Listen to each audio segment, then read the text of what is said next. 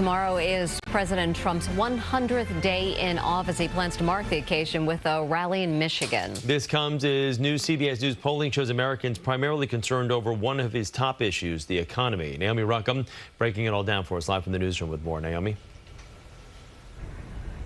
Mary and Chris, good morning. As we often see in these polls, staunch supporters of the president, also called MAGA Republicans, have a much rosier outlook on the U.S. economy, saying it's too soon to judge President Trump. The president's immigration policies appear to be a win for him in this new polling, despite new challenges in the courtroom. As President Trump marks his 100th day in office, new CBS News polls show his approval ratings have dipped since early February.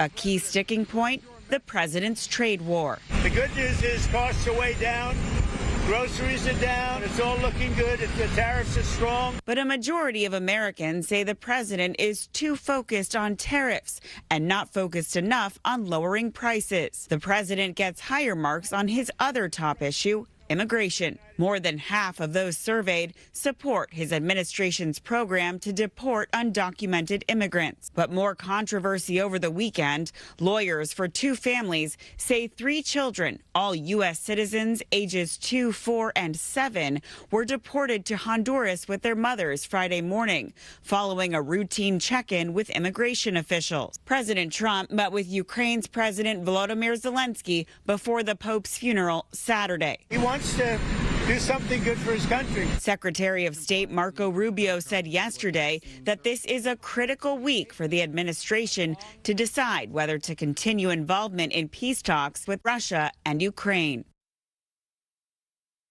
And back to those 3 children removed with their mothers to Honduras. Lawyers for the families say the 4-year-old has a rare form of cancer and was deported without necessary medication. In those CBS News polls, 81% of Americans said it was not acceptable if legal U.S. residents are deported mistakenly. Mary and Chris. Naomi Ruckham. Naomi, thank you. On the immigration front, President Trump went on Truth Social to praise a massive federal raid at a Colorado nightclub. The Drug Enforcement Administration posted video showing officers outside the venue in Colorado Springs early yesterday morning, calling it an illegal after-hours club.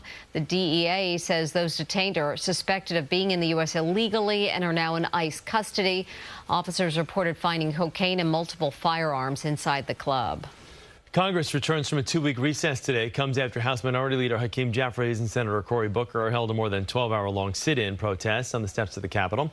They voiced their opposition to the Republican budget plan, which they say includes potential cuts to Medicaid but offers tax breaks for the wealthiest Americans. Republicans plan to move the resolution forward through the budget reconciliation process, which will let them pass it without any Democratic support. It's going to cut food from the hungry, health care from the sick. It's going to cut services for our seniors and support for the disabled. And they are saying they're doing this in order to give larger tax cuts to millionaires and billionaires, to the wealthiest amongst us.